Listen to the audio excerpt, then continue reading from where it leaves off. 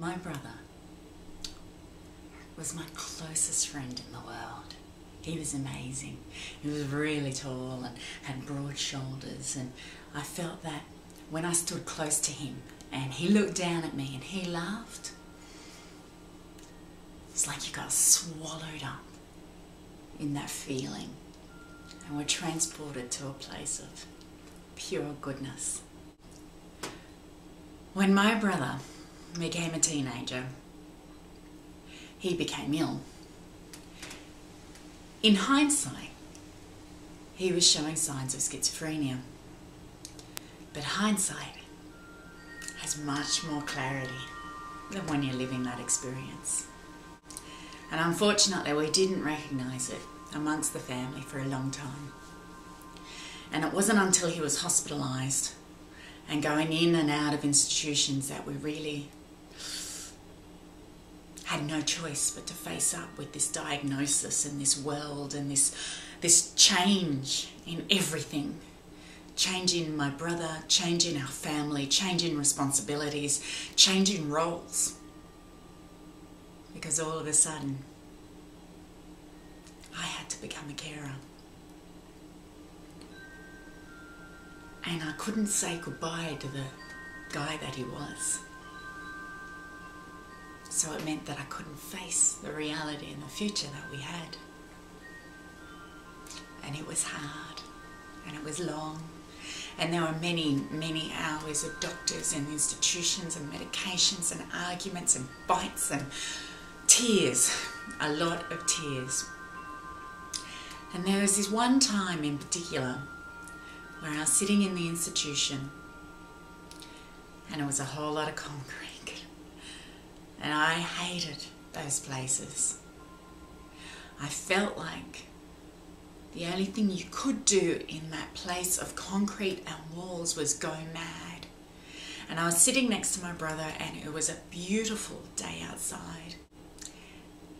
And I couldn't talk to him. I didn't want to tell him about how gorgeous the day was outside because he couldn't get out there and be in it. I couldn't tell him about how I went for a swim or a surf on the weekend because he couldn't do that with me anymore. And I couldn't talk about my job or my work or my plans for family or anything because he couldn't be part of all of that or have all of that, and I didn't know what to say, and I was sitting there in silence. And one of the stories that my grandmother told us, popped into my head. And I asked my brother, did he remember that one? So we started talking about these stories. Our grandmother is a People Indian, and she told us plenty of stories. And we couldn't remember the whole story, but I went away and I got ready and I researched more and more stories, and I would come back with stories, and all of a sudden we had stuff to talk about, and we shared stories from our past, stories that we were creating, new stories, new interests. My brother got right into Alexander the Great, so I had to go and research all of that. And my brother, after many years of fight and struggle, decided not to continue the fight, and he took his own life. He's gone now, but there's one story that we found all the way back then and that I keep coming across now that speaks to him as a person with mental illness, to my family as carers, speaks to all the refugee children that I work with, speaks to all the communities, because stories are universal. They hold universal truth. You see, the Creator had created the earth and said, go down, find a place to call home and enjoy. And whoosh, all the birds were sent down, and whoosh, all the animals were sent down. Well, the animals were so overjoyed with this fantastic place to live that they decided the best way to celebrate is to have a party. The word went out on the animal grapevine, and when the sun went down, Bat flew over to the clearing. He looked down and there were stomping rhythms and party songs and dancing going on, and Bat felt a shiver of excitement.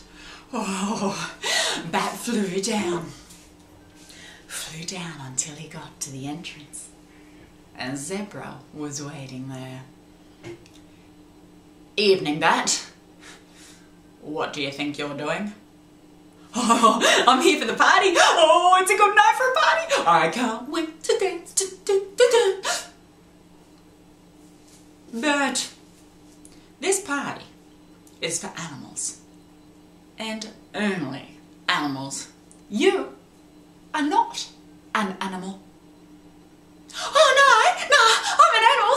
See, I've got animal shark teeth and I've got animal fur on my body. I'm an animal. Have a great night, Zebra. Hey, you have wings and those clawy little feet of yours. You are a bird. So you bird better get out of here before I stomp on you. And Bat jumped backwards and jumped backwards again and just got out of there in time and flew back to his branch.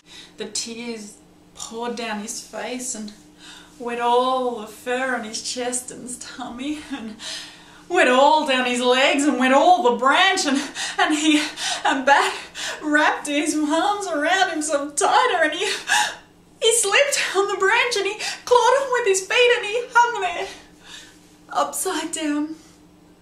The next day, the word went out on the bird grapevine that they were to have a party as well. Well, Bat heard about this and oh, he felt so much better. He felt excited. He felt the shiver go up and down his body, and he shined his shiny wings. He shined his claws. He made sure he looked as bird-like as he possibly could. And that evening, when the sun started to go down, Bat flew over to the entrance and there was Vulture. Evening, Vulture. Good night for a party. I'm ready for it. Bat, what do you think you are doing here? I'm here for the party. I'm a bird. See? Bird. I've got the wings. I've got the claw feet. Bird. You are an animal.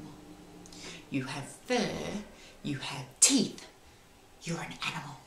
You are not one of us. No. I have heard this before and I'm not falling for it. Time for a party.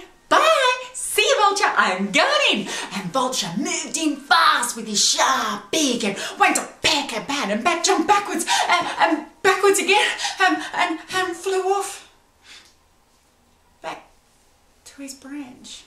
And he wrapped his wings around himself. And he felt so alone. He began to cry.